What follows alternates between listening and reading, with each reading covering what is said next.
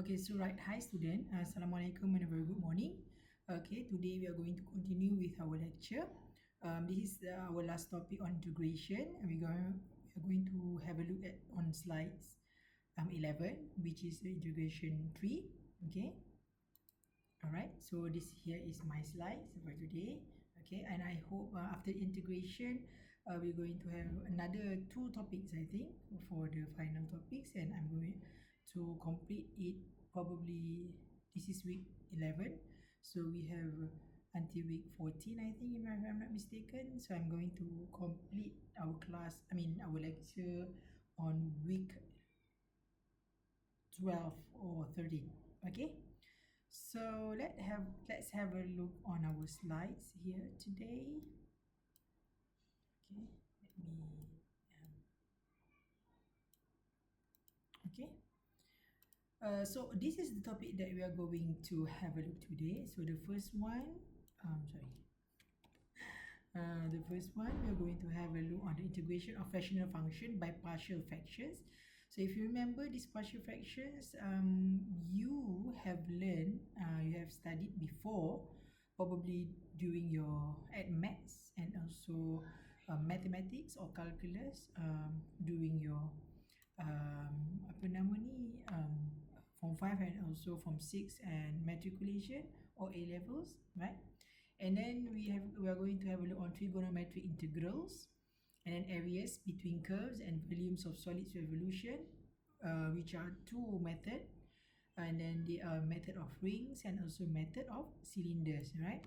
And for your information, so these are the application for integration, okay, which is areas and also finding the values, right? Okay, I want you to understand that for the derivation or differentiation, okay, there's an application for it, right? If you remember, rate of change, apa tu nama lagi tu, yang kita that we have learned before. So this is an application for integration, okay, which is the areas and also the volumes, right? So what is the integration using the partial fractions, right?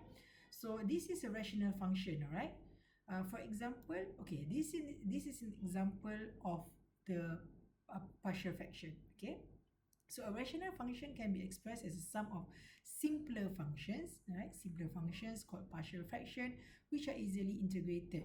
For example, right, they are given the function 5x minus 3 divided by x squared minus 2x minus 3, right? So you need to apa ni? You need to what? Okay, you need to do the partial fraction solutions, which is actually you need to you need to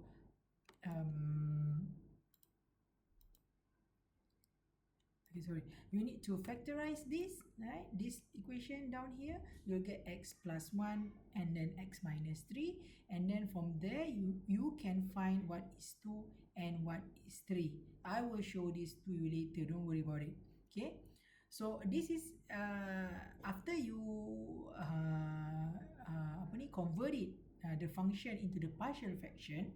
So then you simply sum the integral of the fractions on the right side. Okay, so here you will have one function as 2 over x plus 1, another is 3 minus x minus 3. So when you get this function, so right, this is easier for you to what? To integrate. Okay, so if you integrate it as usual, you can use substituted method. Okay, so this, I think, this method is being skipped here, so no problem. Okay, you can substitute it as u is equals to x plus 1, okay, and then du is equals to dx. Then you will find ln u, then you substitute it back, you got ln x plus 1, and the same as here, right? U is equals to x minus 3, du is equals to dx, then you integrate it, then you get ln x minus 3. Okay, so this is that's answer. The method of rewriting rational functions as a sum of simpler fraction is called the method of partial fractions, right? Okay, next. Success in writing a rational function fx divided by gx as a sum of partial fractions depends on 2 criteria. which is the first one, the degree of fx must be less than the degree of gx, okay? That is, the fraction must be proper, alright? Which means apa? Degree of fx ke atas ni must be less than the degree of gx. Okay, or the numerator must be less than the denominator. If it isn't, divide fx by gx and work with the remainder term. Okay, I'll show you in the example in the ni lah, next slide, right? So maksudnya if the degree of gx is greater than fx, right? Never mind, we can solve the equation, but we need to divide first fx by gx and work with the remainder term, right?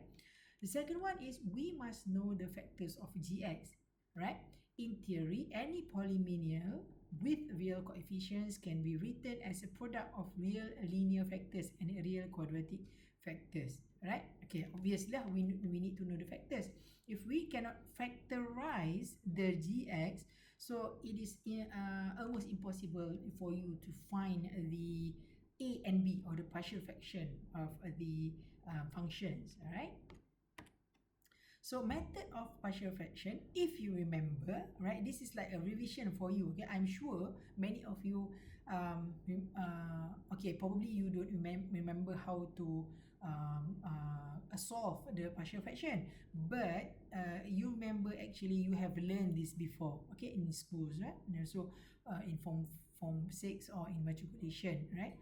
So the first one is let x minus r be the linear function, right? Then you find, okay, never mind. I'm not going to bore you to read this, but this thing is going to be in the slides that I'm going to upload in Google Classroom, and you can have a look if you don't understand it.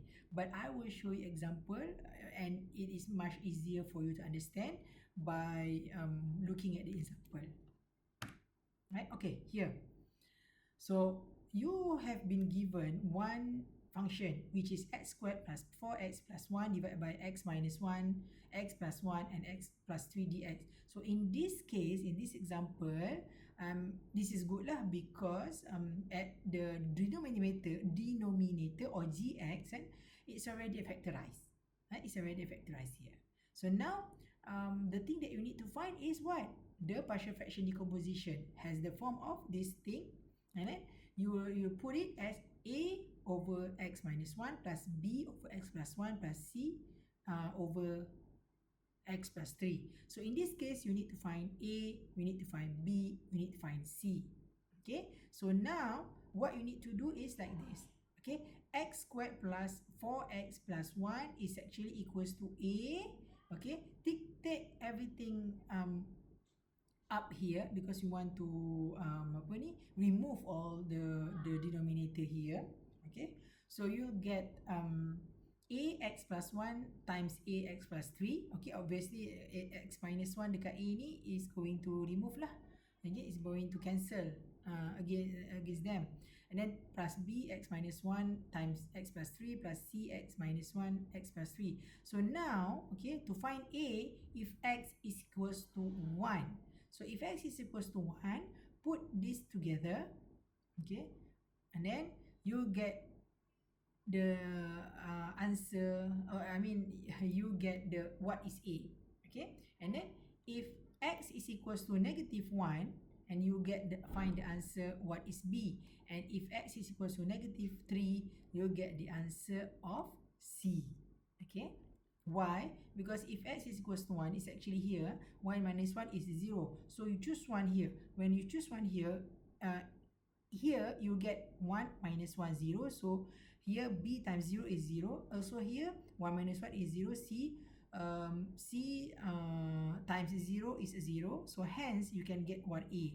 Okay, for b you choose here x is equals to negative 1, so you put x is equals to negative 1, put inside here 1 plus 4 times negative 1 is negative 4 plus 1. Okay, so you cancel everything here, then you can get b by solving this equation.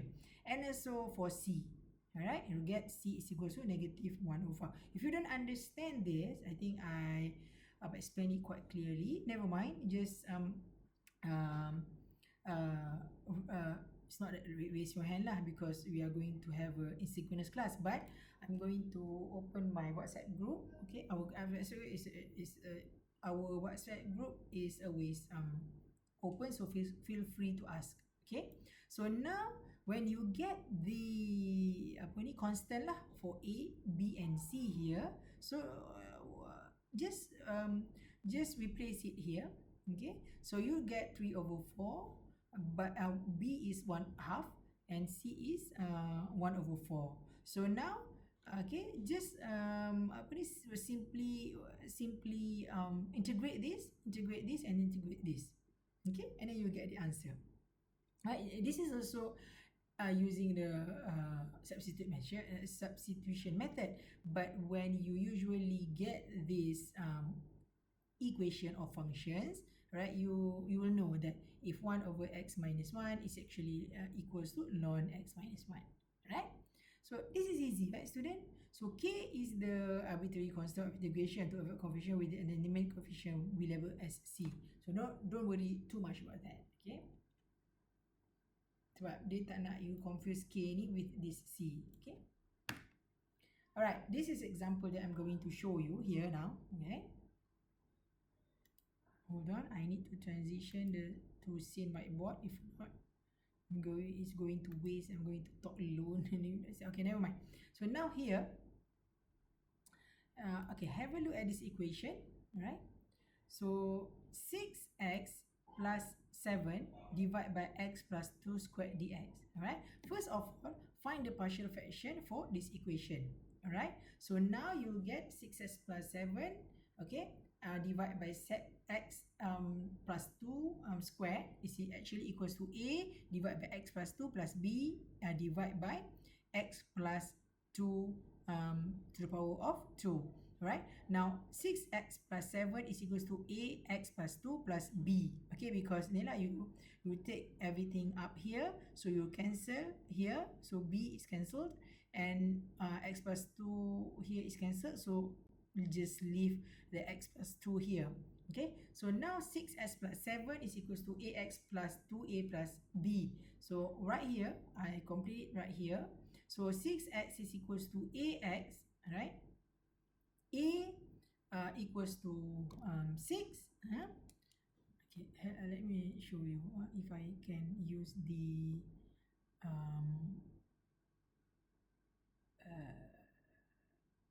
highlighter or something.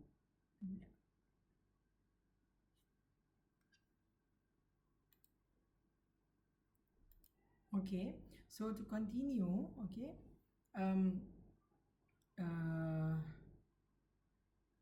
sorry.